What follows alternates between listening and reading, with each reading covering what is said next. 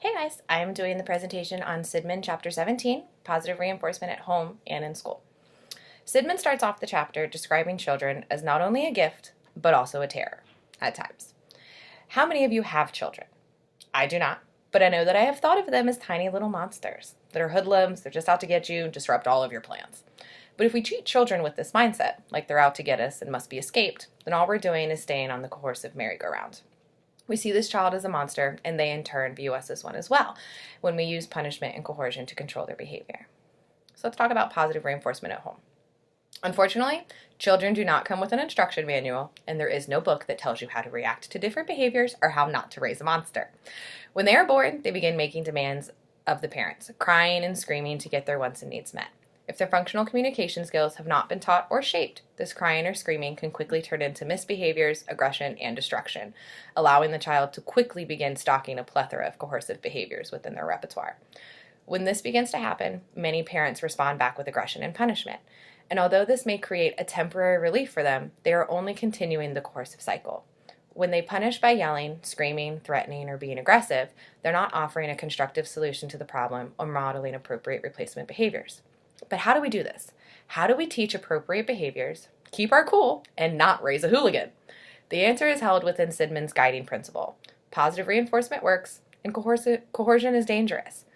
Parents within households that use positive reinforcement to catch their children when their children are engaging in expected behaviors and not attending to their unexpected behaviors help keep the unexpected behaviors to a minimum and increase their child's chances of success.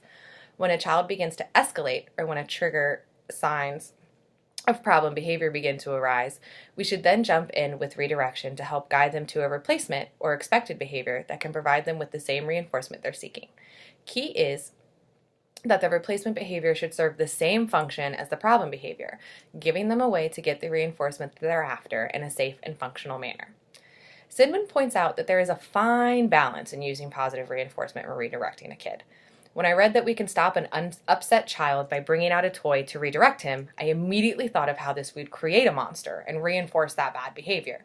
And Sidman states that this is something that can happen if positive reinforcement is used incorrectly, such as being provided only when the problem behavior is displayed, or if given regardless of the contingencies in place.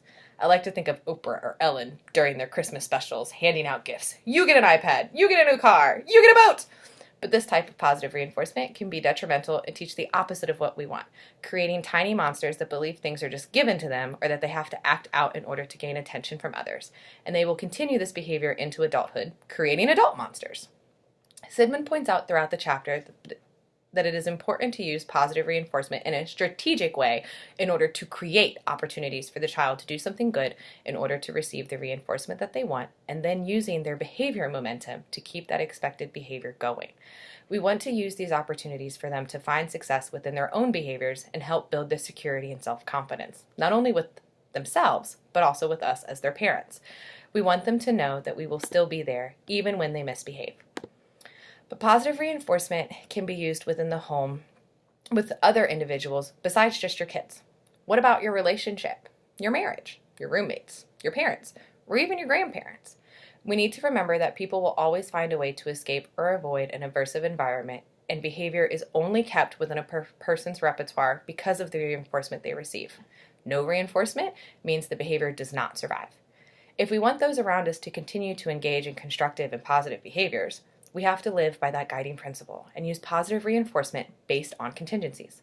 It's not wrong to say that reinforcement will only be provided based on a particular behavior. This is how the principle of reinforcement works. In order to promote success, we first have to provide opportunities that allow the individual to show their skills and then provide positive reinforcement immediately when we see that skill. The most powerful reinforcement is intermediate and unexpected, when they least expect it. As Sidman pointed out, all individuals need positive reinforcement in order to maintain not only their social and self-help skills, but also maintain their self-worth and sense of security within their own community.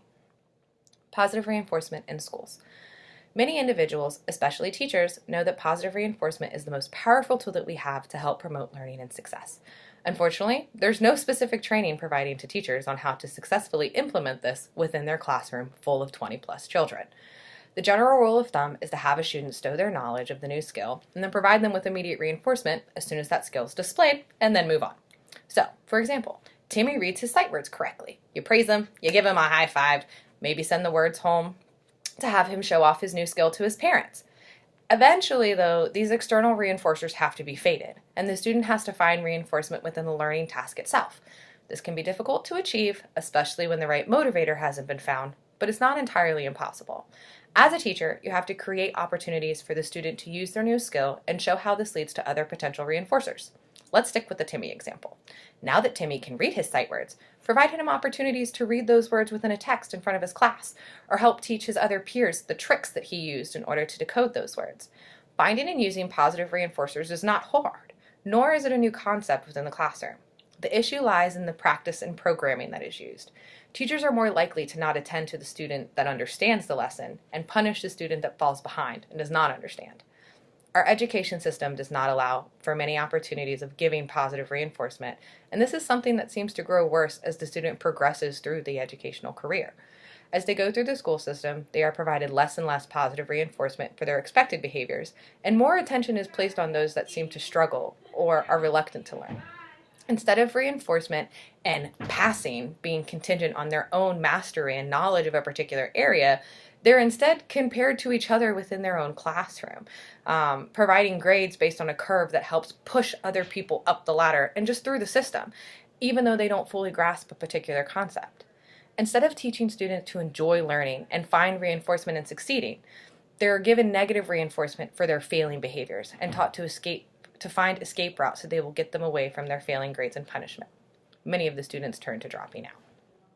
So how do we implement successful positive reinforcement within the classroom? Sidman starts off by having us look at teaching methods. In order for a student to learn, we have to provide them with more than just positive reinforcement when they manage to learn something.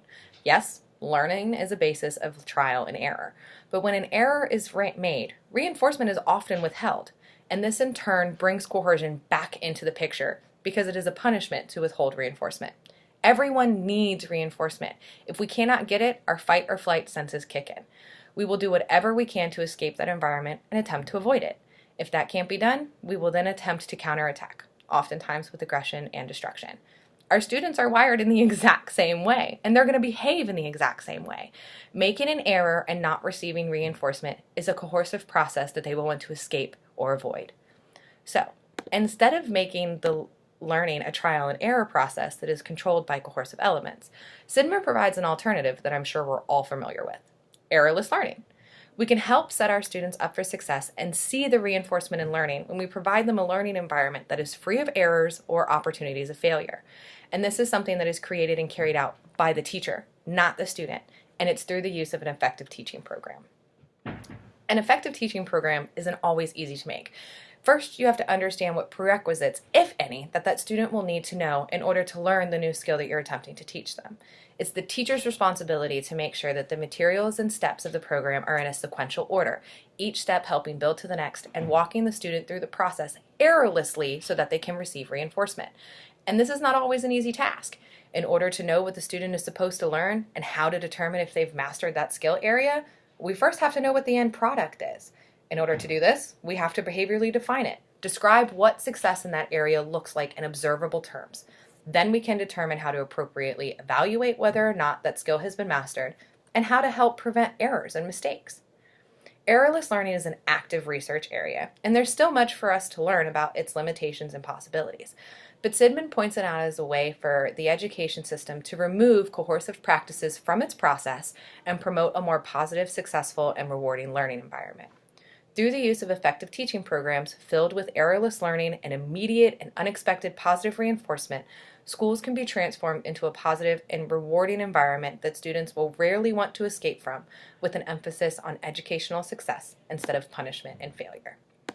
My discussion question for you is this: what are other barriers within the home or within the classroom that you feel are stopping positive reinforcement from being implemented and used? Also, do you have any suggestions on how to overcome that barrier and make positive reinforcement more prevalent? Thank you.